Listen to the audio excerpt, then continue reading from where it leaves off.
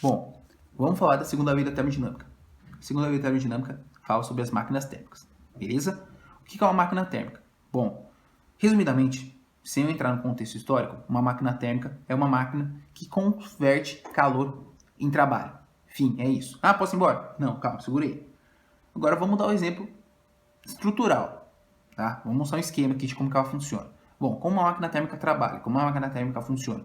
Ela recebe calor de uma fonte quente, tá? E aí, ela converte esse calor que ela recebeu em suas ações, no caso do trabalho, na execução que a máquina é designada, tá? E nessa transformação, ela sempre perde uma parcela, tá, para outra fonte fria, tá? Nessa transformação de energia, ela perde calor, tá? Então, o trabalho, matematicamente falando, nada mais é do que a diferença entre o calor que eu recebi e o calor que eu perdi, certo?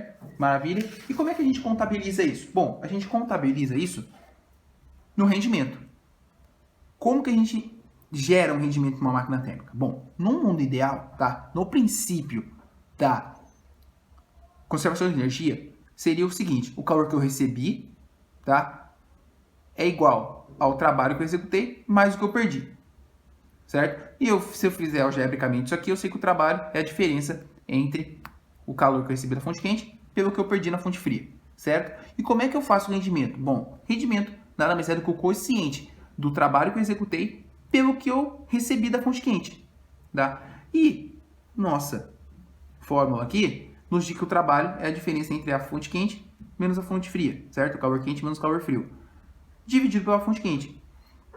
E aí eu posso muito bem botar em evidência aqui e mostrar isso aqui. O que quer dizer isso aqui algebricamente? Quer dizer que não existe uma máquina que possui um rendimento ideal. O que seria um rendimento ideal? Um rendimento de 100%. Quer dizer que eu transforme todo o meu calor que eu recebi em trabalho. Quer dizer que eu sempre vou ter uma perda para a fonte fria. Mais tarde a gente vai falar um pouquinho mais sobre isso. Agora então, vamos falar sobre o nosso mundo, né? Então, não existe um motor ideal, então, tá? Para isso aqui dar certo, o motor teria que ser desse jeito. Ele teria que receber todo o calor da fonte e transformar tudo em trabalho. Mas ele sempre vai perder calor, tá? Nessa transformação. Então, como que seria o nosso motor ideal, uma máquina térmica ideal? Bom, a máquina térmica real, perdão.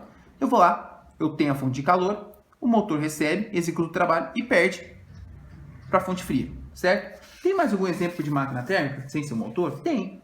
Tem o refrigerador. O refrigerador também é uma máquina térmica, tá? Ao nosso ver, como é que funciona um refrigerador, né? Refrigerador, é uma máquina térmica que recebe calor frio, né? Recebe temperatura fria e retira o calor quente das coisas.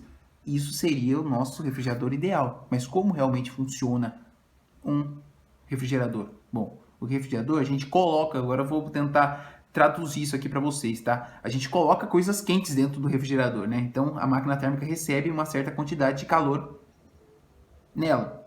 E aí ela precisa trabalhar para tirar esse calor das coisas, né? No caso das coisas que a gente colocou dentro da geladeira. Então ele precisa trabalhar para retirar calor quente para jogar na fonte fria. E isso fazendo esse ciclo, tá? Então matematicamente falando, quer dizer o quê? Quer dizer que o trabalho que eu tive para produzir a fonte fria é o que eu vou precisar retirar da minha fonte quente, tá? Então, calor frio mais trabalho é igual ao calor quente. Mas no refrigerador a gente não vai tratar muito não. Isso aqui é um exemplo que eu estou dando por minha conta, tá? Voltando a falar do rendimento, tá? Vou falar de novo, ó. Então, no mundo ideal da conservação de energia, a fonte quente é igual a trabalho mais a fonte fria. Mas não é assim que funciona. Mas daí, chegou um cara lá na época, sabendo que as máquinas térmicas convencionais não fornecem um rendimento máximo, tá? Em 1824, o Sadi Carnot, tá? Criou um ciclo, tá? Ele criou uma situação onde eu consigo atingir o rendimento máximo, tá? Mas isso idealizou, tá? Ele formou um esquema, fez um ciclo aqui reversível aqui dentro, tá? É um sistema cíclico onde o rendimento fica máximo, mas não numa máquina térmica convencional, tá? Então, sempre uma máquina térmica não alcança um rendimento máximo, porque sempre vai perder calor para a fonte fria, certo? Então, como é que ele idealizou isso? Bom, ele idealizou o seguinte forma: eu preciso de duas isotérmicas e duas adiabáticas, tá? Então, vamos lá, vamos tentar fazer o mesmo ciclo, o mesmo sentido de uma máquina térmica e a gente vai ver como é que ela funciona. Bom, aqui nesse ponto A eu estou recebendo calor da fonte quente, tá? E aí, esse gás aqui, ele vai sofrer uma expansão isotérmica. Expansão isotérmica quer dizer o quê? Quer dizer que a temperatura não vai variar, tá? Vai se manter na mesma temperatura, tá? Eu expandi esse gás. Aí, Com essa temperatura, eu vou lá e expando ele também adiabaticamente. Agora, adiabaticamente quer dizer que não troca calor com o meio, tá? Então, quer dizer que eu expandi ele na mesma temperatura, sem trocar calor com o ambiente. E aí, agora, eu vou comprimi-lo na mesma temperatura e depois eu vou comprimi-lo sem trocar calor. Quer dizer o quê? Quer dizer que ele não está perdendo calor e nem temperatura para o meio. Tá? Isso é possível numa máquina convencional? Não, porque sempre vai perder calor para a fonte fria. Mas nisso aqui funciona.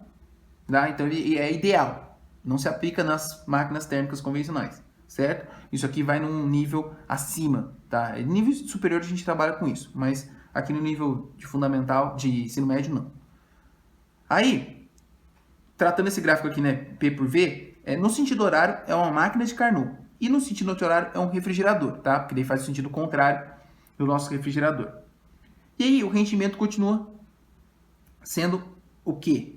Praticamente a mesma fórmula da outra. Só que agora ele vai ter que fazer o quê? Uma comparação onde o calor frio sobre o calor quente é igual a temperatura fria sobre a temperatura quente, tá? Ele só troca a questão de calor para a temperatura. Por quê? Porque eu faço essas expansões e compressões isotérmicas, certo? Então a temperatura não vai variar. Então, para isso aqui acontecer, para o rendimento máximo acontecer, além de não ter troca de calor, eu também não tenho troca de temperatura entre eles, certo? Então, matematicamente, só dá uma olhada nisso aqui que, se a gente for comparar, é a mesma fórmula, né?